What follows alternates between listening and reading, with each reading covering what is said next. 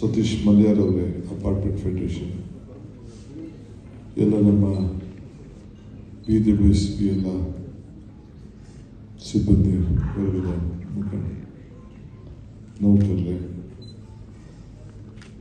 ನಾಗರಿಕ ಬಂಧುಗಳೇ, ಮಾಧ್ಯಮಗಳ ಸ್ನೇಹಿತರೆ,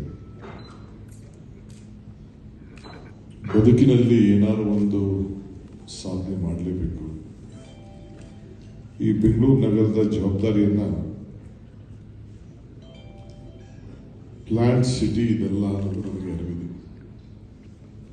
ಕೆಂಪೇಗೌಡರು ಕಟ್ಟಿದ್ರು, ಪಾಪ್ಯುಲೇಷನ್ನು ಬಹಳ ದೊಡ್ಡದಾಗಿ ಬೆಳೆದಿದೆ. ಇವತ್ತು ಗ್ರೇಟರ್ ಬೆಂಗಳೂರಾಗಿ ಇದನ್ನು ಪರಿವರ್ತನೆ ಮಾಡಿದ್ದೇವೆ. ಆದರೆ ಇನ್ನೂ ಅನೇಕ ಭಾಗಗಳನ್ನು ಬೆಂಗಳೂರು ನಗರದ ವ್ಯಾಪ್ತಿ ಒಳಗಡೆ ಸೇರಿಸ್ಕೊಳ್ಬೇಕಾಗಿದೆ. ಸದ್ಯಕ್ಕೆ ಬೆಂಗಳೂರು ಎಷ್ಟಿತ್ತು ಅದನ್ನು ಗ್ರೇಟರ್ ಬೆಂಗಳೂರಾಗಿ ಇನ್ನೊಂದು ಗೋಷ್ಠಿ ಕೂಡ ಆಗಿದೆ, ಅಮೆಂಡ್ಮೆಂಟ್ ಕೂಡ ಆಗಿದೆ. ಘನವೆತ್ತ ರಾಜ್ಯಪಾಲರು ಕೂಡ ಅಂಗೀಕಾರವನ್ನು ಕೊಟ್ಟಿದ್ದಾರೆ. 3 ಮಾಡಬೇಕು, 4 ಮಾಡಬೇಕು, 5 ಮಾಡಬೇಕು ಅಂತೇಳಿ ಇವತ್ತು ಬೆಳಗ್ಗೆ ಕೂಡ ನಾನು ಚರ್ಚೆ ಮಾಡಿ ಎಲ್ಲರ ಸಲಹೆಯನ್ನು ಕೂಡ ನಾನು ಶಾಸಕರ ಸಭೆ, ವಿರೋಧ ಪಾರ್ಟಿಗಳ ಸಭೆ ಎಲ್ಲ ಕೂಡ ನಾನೆಲ್ಲ ಪಡೆದಿದ್ದೇನೆ. ಆದರೆ ಪಾಪ್ಯುಲೇಷನ್ 1,40,00,000 ಇದೆ, ಹೊರಗಡೆನೂ 50 ಲಕ್ಷ ಇದೆ.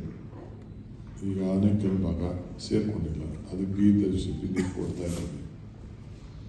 ಎಷ್ಟೋ 110 ಹಳ್ಳಿಗಳು ಕೂಡ ಈಗ ನೀರು ಕೊಡ್ತಾ ಇದ್ದಾವೆ. ಸೊ ಕಳೆದ 10 ವರ್ಷದಿಂದ ಯಾವುದೇ ಸರ್ಕಾರ ಇರಲಿ, ಈಗ ಪೆಟ್ರೋಲು ಡೀಸೆಲ್ ಬೆಲೆ ಜಾಸ್ತಿ ಆದ ತಕ್ಷಣ ಬಸ್ಸಿನ ದರ ಆಟೋಮೆಟಿಕ್ಕಾಗಿ ಏರ್ತಾ ಇರ್ತದೆ, ರೈಲ್ವೆ ದರ ಆಟೋಮೆಟಿಕ್ಕಾಗಿ ಏರ್ತಾ ಇರ್ತದೆ. ಆದರೆ ಸರ್ಕಾರಗಳ ಹಿಂದೆ ಎಲ್ಲ ನಾವೆಲ್ಲ ಕೃಷ್ಣ ಅವ್ರ ಕಾಲದಲ್ಲೇ ಒಂದು ತೀರ್ಮಾನ ಮಾಡಿ ಇದಕ್ಕೆ ರಾಜಕೀಯದ ಮುಖಂಡರನ್ನು ಹಾಕಬಾರ್ದು. BWSPಗೆ ಇದಕ್ಕೆ ಸ್ವಾಯತ್ತತೆ ಕೊಡಬೇಕು ದೃಷ್ಟಿಯಿಂದ ಹಾಗೆ ಒಂದು ತೀರ್ಮಾನ ಕೂಡ ಆಗಿತ್ತು. ಅದು ಇವತ್ತು ನಡ್ಕೊಂಡು ಬರ್ತಾ ಇದೆ. 10 ವರ್ಷದಿಂದ ನೀರಿನ ದರ ಏರ್ತಿರಲಿಲ್ಲ. ವರ್ಷಕ್ಕೆ ಸುಮಾರು 400ರಿಂದ 500 ಕೋಟಿ ರೂಪಾಯಿ ಅಷ್ಟು ಲಾಸ್ ಆಗ್ತಾಯಿತ್ತು. ಒಂದು ದಾಖಲೆ ಪ್ರಕಾರ 1,000 ಕೋಟಿನೂ ಲಾಸ್ ಆಗ್ತಾಯಿತ್ತು ಅಂತ ಕೂಡ ಕೆಲವು ಮಾಹಿತಿ ವರದಿಗಿದೆ.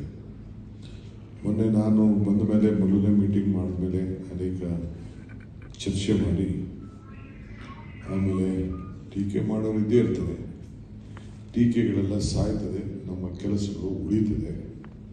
ಅದರಿಂದ ಟೀಕೆ ಮಾಡೋದು ಮಾಡ್ತಾ ಇದ್ದೀನಿ ಅಂತ ಹೇಳಿ ನಾನು ದಿಟ್ಟವಾದಂಥ ತೀರ್ಮಾನ ಮಾಡಿ ನಾನು ಮುಖ್ಯಮಂತ್ರಿಗಳ ಹತ್ರ ಕೂಡ ಚರ್ಚೆ ಮಾಡಿ ನಾನು ಏನು ಒಂದು ಜಾಸ್ತಿ ರೈಸ್ ಮಾಡಿಲ್ಲ, ಆದರೆ ಮಾಡಲೇಬೇಕಾದಂಥ ಒಂದು ಪರಿಸ್ಥಿತಿ.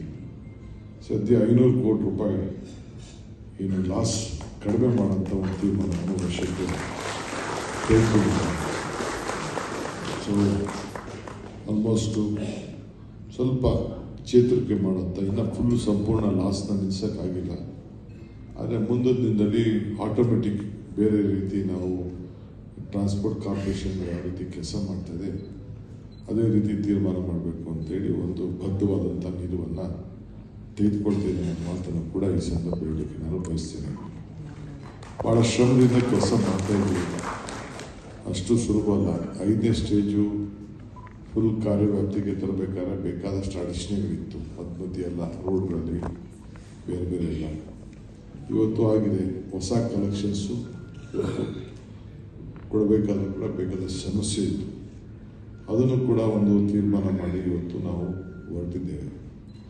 ನಾಗರಿಕರಿಗೆ ಒಂದು ಶುದ್ಧವಾದಂಥ ನೀರು, ಆಲ್ಮೋಸ್ಟ್ ನಾವು ಈಗ 2 ಕೋಟಿ ಜನಸಂಖ್ಯೆಗೆ ನೀರನ್ನು ಕೊಡಲಿಕ್ಕೆ ಈಗಾಗಲೇ ಸಿದ್ಧತೆ ಪ್ಲಾನನ್ನು ಕೂಡ ಮಾಡಿ 6ನೇ ಸ್ಟೇಜು ಕೂಡ ಯಾವ ರೀತಿ ತರಬೇಕು, ಹೇಗೆ ಮಾಡಬೇಕು ಅಂತೇಳಿ DPR ಕೂಡ ಈಗಾಗಲೇ ತಯಾರಿ ಕೂಡ ಆಗಿದೆ. ಇವತ್ತು ನೀರನ್ನು ಉಳಿಸ್ಬೇಕು, ನೀರು ಉಳಿಸಲೇಬೇಕು. ನಾವು ನೀರನ್ನು ಈಗ ನಾವು ಬೇರೆ ಬೇರೆ ಸಿಟಿಗಳಲ್ಲಿ ನೋಡಿದ್ದೇನೆ, ಡೆಲ್ಲಿಲೂ ನೋಡಿದ್ದೇನೆ, ಬೇರೆ ಬೇರೆ ನೋಡಿದ್ದೇನೆ. ಬೇರೆ ಗಿಡಗಳಿಗೆ ನೀರು, ದನಕರುಗಳಿಗೆ ನೀರು, ಗಾಡಿಗಳು ತೊಳೆಯೋಕ್ಕೆ ನೀರೇ ಒಂದು ಲೈನ್ ಇದೆ, ಇನ್ನೊಂದು ಕುಡಿಯೋ ನೀರೇ ಒಂದು ಲೈನ್ ಇದೆ.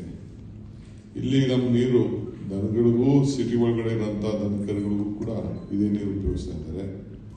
ತಿರ್ಗಾ ಕಾರ್ಗೂ ಇದೇ ನೀರು ಹಾಕ್ತಾ ಇದೆ, ಗಿಡಗಳಿಗೂ ಇದೇ ನೀರು ಹಾಕ್ತಾ ಇದ್ದಾರೆ, ಎಲ್ಲದಕ್ಕೂ ಆಗ್ತಾ ಇದೆ.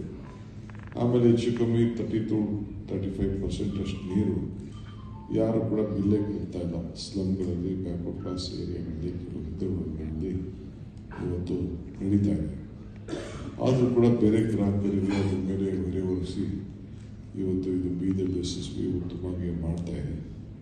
ಸೊ ನಾನು ಭಾಳ ಆಸಕ್ತಿಯಿಂದ ರಾಮ್ ಪ್ರಸಾದನ್ನ ಹಾಕಿದ ಮೇಲೆ ಅವರು ಹೊಸ ಹೊಸ ಆವಿಷ್ಕಾರಗಳಿಗೆ, ಆ ಸಮಸ್ಯೆಗಳಿಗೆ ಯೋಜನೆಗಳನ್ನು ತಯಾರು ಮಾಡಲಿಕ್ಕೆ ಹೊರಟಿದ್ದಾರೆ. ಕಾವೇರಿ ಆರತಿ ಅಂತ ಜಸ್ಟ್ ನಾನೇ ಇಲ್ಲ, ಸುಮ್ಮನೆ ಅವ್ರಿಗೆ ಜವಾಬ್ದಾರಿ ಗೊತ್ತಿದ್ದೆ. ನಾನು ಸ್ವಲ್ಪ ಇನ್ನೂ ಫಾಲೋ ಮಾಡಿದರೆ ಇನ್ನೂ ಸ್ವಲ್ಪ ಭಾಳ ವಿಜೃಂಭಣೆಯಿಂದ ನನ್ನದೇ ಆದಂಥ ಲೆಕ್ಕಾಚಾರ ಇತ್ತು. ಆದರೂ ಕೂಡ ಭಾಳ ನೀವೆಲ್ಲ ಬಂದು ಭಾಳ ದೊಡ್ಡ ಸಂಖ್ಯೆಯಲ್ಲಿ ಮಾಡಿ ಒಂದು ಪ್ರಾರಂಭನ ಮಾಡಿದೆ. ನಂದು ಉದ್ದೇಶ ಏನಂದರೆ, ಮಾಧ್ಯಮದವರು ಇದ್ದಾರೆ, ಪ್ರಯತ್ನ ವಿಫಲ ಆಗ್ಬೋದು, ಆದರೆ ಪ್ರಾರ್ಥನೆ ವಿಫಲ ಆಗೋದಿಲ್ಲ ಅನ್ನೋ ನಂಬಿಕೆ